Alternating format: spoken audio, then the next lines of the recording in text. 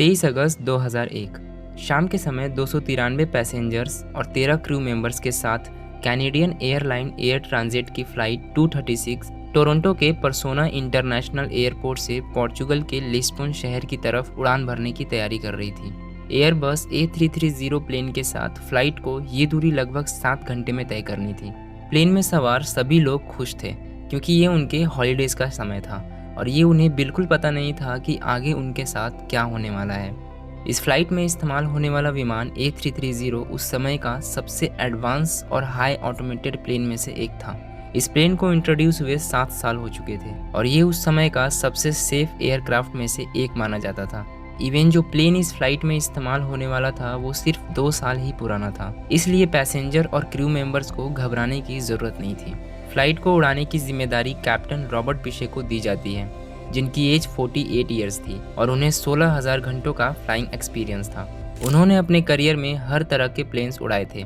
Robert पिशे के साथ इस फ्लाइट में फर्स्ट ऑफिसर की कमांड 28 साल के डर्क डिगर के हाथों में थी, जिनके पास 5,000 घंटों का फ्लाइंग एक्सपीरियंस था। सारी फॉर्मेलिटीज और चेकअप के बाद फ्लाइट 236 में 48 मैट्रिक टन फ्यूल भरा जाता है। रात 9 बजे सभी रूटीन चेक करने के बाद इंजन को फायर करते हैं और फ्लाइट 236 हवा में उड़ान भरती है। रात का समय था, इसलिए सब आराम से सो जाते हैं।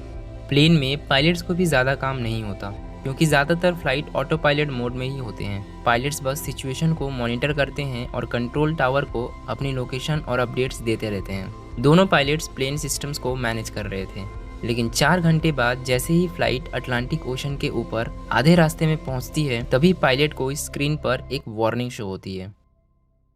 हेलो दोस्तों, स्वागत है आपका अनफिल्टर राज में और आप देख रहे हैं एयर ट्रांजिट फ्लाइट 236 इंसिडेंट। ये वार्निंग प्लेन के इंजन नंबर 2 के बारे में थी। वार्निंग में लिखा था कि इंजन में फ्यूल का प्रेशर हाई है और ऑयल की क्वांटिटी और टेम्परेचर दोनों ही कम है। लेकिन इसमें एक अजीब बात ये थी कि जब भी कोई फ्लाइट उड़ान भरती है तो ऑयल का टेम्परेचर बढ़ता है, ना कि घटता है। फिर उन्होंने इस एरर के बारे में पता लगाने के लिए फ्लाइट मैनुअल में इंफॉर्मेशन ढूंढने की कोशिश की, लेकिन उन्हें इसमें कुछ नहीं मिला। पायलट्स तुरंत कनाडा के मिरेबल में मौजूद एयर ट्रांजिट के मेंटेनेंस कंट्रोल सेंटर में संपर्क करते हैं और उन्हें इस प्रॉब्लम के बारे में बताते हैं, लेकिन उन्हें कोई मदद नहीं मिलती क्योंकि उन्हें भी इस प्रॉब्लम का सॉल्यूशन नहीं पता था। इसलिए वो जिस ऑफिसर से बात कर रहे थे वो उन्हें इसका सॉल्यूशन पता करने के बाद कांटेक्ट करता हूँ ये बोल के कॉल कट कर देते हैं। यहाँ पायलट्स को खतरे का अंदाज़ा हो चुका था, जबकि पीछे बैठे हुए पैसेंजर्स इस खतरे से बिल्कुल अनजान थे। इसी तरह तकरीबन आधा घंटा बीत जाता है। सुबह 5:30 बजे पायलट्स को स्क्रीन पर एक नया मैसेज मिलता है। उस मैसेज में लिखा था कि प्लेन के दोनों विंग्स में मौजूद फ्यूल टैंक्स के अंदर फ्यूल इम्बैलेंस हो गया है और ये काफ़ी रेयर केस था, पर इतना खतरनाक नहीं क्योंकि ऐसे सिचुएशन में हमेशा पायलट्स क्रॉस फीड वॉल को खोल देते हैं, जिसके कारण एक विंग के फ्यूल टैंक से फ्यूल दूसरे विंग के फ्यूल टैंक में ट्रांसफ़र होने लगता है, जिससे दोनों में फ्यूल बैलेंस हो जाता है। अब यहाँ पर पायलट्स को एक और मैसेज मिलता है। मैसेज में लिखा था कि फ़्लाइट में फ्यूल बहुत कम है, जिसकी वजह से वो लिस्बन तक नहीं पहुँच सकते।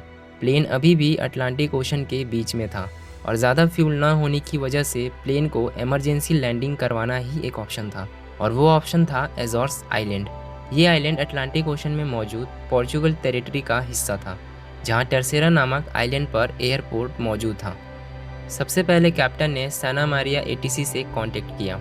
उन्हें बताया कि हम टर्सेरा आइलैंड के एयरपोर्ट पर लैंड करने जा रहे हैं, लेकिन पायलट्स को भी पता नहीं था कि क्या वो इस आइलैंड तक पहुंच भी पाएंगे या नहीं। इस प्लेन में अब सिर्फ 60 टन यानी 7,000 kg ही फ्यूल बाकी था और प्लेन में फ्यूल बहुत तेज़ी से कम होते जा रहा था। लेकिन क्यों? यहाँ पर फ्यूल कम होने का एक ही मतलब हो सकता है कि कहीं ना कहीं से फ्यूल लीक हो रहा है। इसलिए पायलट ने एक क्रू मेंबर को विंग के पिछले हिस्से को मॉनिटर करने के लिए कहा। वो उसे चेक करने के लिए प्लेन के पिछले हिस्से में जाती है, लेकिन अंधेरे की वजह से क्रू को कोई इंडिकेशन नहीं मिलती। अब यहाँ पर हर 5 मिनट में 1 टन फ्यूल कम हो रहा था और कैप्टन को भी क्लियर हो गया था कि फ्यूल कहीं ना कहीं से लीक हो रहा है। अब उनके पास सिर्फ 25 मिनटों का फ्यूल ही बाकी था, जिसकी वजह से उनका टर्सेरा एयरपोर्ट तक पहुँचना मुमकिन नहीं था। कैप्टन यहाँ मेंटेनेंस यूनिट और ATC के कांटेक्ट में थे। मेंटेनेंस यूनिट ने उन्हें कमांड दिया कि वो फ्यूल लीकेज को चेक करने के लिए प्लेन को 39,000 फीट से 20,000 फीट पर लेकर जाए, लेकिन कैप्टन ने ऐसा करने से इनकार कर दिया क्योंकि पायलट का कहना था कि अगर फ्यूल लीकेज कंफर्म भी हो गया तो प्लेन को वापस ऊपर लेकर जाना इम्पॉसिबल होगा। कुछ समय बाद फ्लाइट के राइट इंजन में बहुत तेज़ धमाका होता है, जिसकी वजह से उसमें आग लग जाती है। ये देखकर प्लेन में बैठे सभी लोग घबरा जाते हैं और अब प्लेन में सिर्फ 4.5 टन फ्यूल ही बाकी था एंड सिर्फ एक इंजन ही काम कर रहा था। इस एक इंजन पे प्लेन को क्रूज करना पॉसिबल नहीं था। अब धीरे धीरे प्लेन का अल्टीट्यूड भी कम होने लगा था। दूसरी तरफ टर्सेरा एयरपोर्ट पर इमरजेंसी अलर्ट घोषित कर दिया गया और fire truck and emergency cruise ने सिचुएशन से निपटने के लिए अपनी तैयारियां शुरू कर दी। प्लेन अभी भी टर्सेरा एयरपोर्ट से 240 किलोमीटर दूर था और उसमें अब सिर्फ 600 केजी फ्यूल ही बच गया था। अब वही होता है जिसका डर था। फ्लाइट का अब लेफ्ट इंजन भी फुल थ्रस्ट में चलने की वजह से जल गया और अब फ्लाइट बिना इंजन के ही अटलांटिक ओशन पे ग्लाइड करने लगी। यहाँ पर पायलट्स का 20,000 फीट तक प्लेन को ड्रॉप ना करने का फैसला काफ़ी अच्छा साबित हुआ। दोनों इंजन के खराब होने की वजह से प्लेन में सारी इलेक्ट्रिसिटी बंद हो गई और अंधेरा छा गया। अब यहाँ पर टर्सेरा एयरपोर्ट सिर्फ 120 किलोमीटर ही दूर रह गया था, जहाँ प्लेन 30,000 फीट तक नीचे आ चुका था और वे अभी भी हवा में ग्लाइड कर रहे थे। पायलट्स का मानना था कि अगर प्लेन लैंड तक नहीं पहुँच पाई तो उसे पानी में ही लैंड कराना पड़ेगा।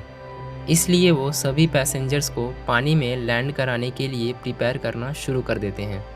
प्लेन का अल्टीट्यूड अब 2000 फीट पर मिनट के हिसाब से ड्रॉप हो रहा था, यानी अगले 15 मिनट में या तो प्लेन एयरपोर्ट तक पहुंचेगा या फिर पानी में ही डूब जाएगा।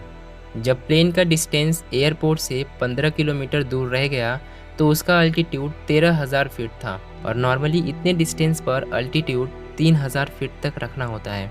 इससे बचने के लिए पायलट ने प्लेन को वहीं एक 360 डिग्री चक्कर लगवाए और प्लेन पूरा चक्कर लगाने के बाद जब एयरपोर्ट की तरफ पहुंचती है तो कैप्टन उसे रनवे की तरफ अलाइन कर देते हैं।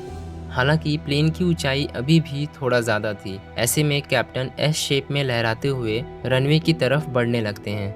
लैंडिंग के वक्त नॉर्मली फ्लैप्स को ओपन रखा जाता है जिससे ड्रैग पैदा होता है और इंजन थ्रस्ट को भी बढ़ा दिया जाता है जिससे प्लेन की नोज़ ऊपर की तरफ हो जाती है।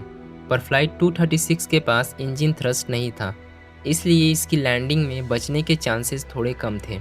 आखिरकार प्लेन तेज़ी से रनवे पर टकराती है, जिसमें से प्लेन के 12 टायर में से 8 टायर बर्स्ट हो चुके थे। यहाँ पर प्लेन को रोकना बहुत मुश्किल हो रहा था, लेकिन फाइनली काफ़ी मशक्क़त के बाद प्लेन रनवे पर स्किड करते हुए रुक जाती है। फ्लाइट के रुकते ही लैंडिंग गियर में बहुत तेज़ आग लग जाती है, लेकिन एयरपोर्ट पर तैनात क्रू आग पर काबू पा लेती है।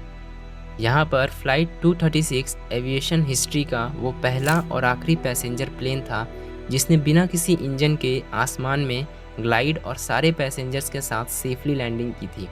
राइट इंजन में फ्यूल लीकेज की जब इन्वेस्टिगेशन की गई तो मालूम पड़ा कि टोरंटो में टेक ऑफ से पहले मेंटेनेंस क्रू ने इंजन में एक पार्ट चेंज किया था, लेकिन वो पार्ट किसी और प्लेन का था। लूज फिटिंग की वजह से उसमें वाइब्रेशन हुई और उसने इंजन को बर्स्ट कर दिया। तकरीबन 1 साल बाद कैप्टन पिशे और फर्स्ट ऑफिसर डर्क डिगर को एयरबस A330 पर डेड स्टिक लैंडिंग परफॉर्म करने के लिए उन्हें सुपीरियर एयरमैनशिप अवार्ड दिया गया।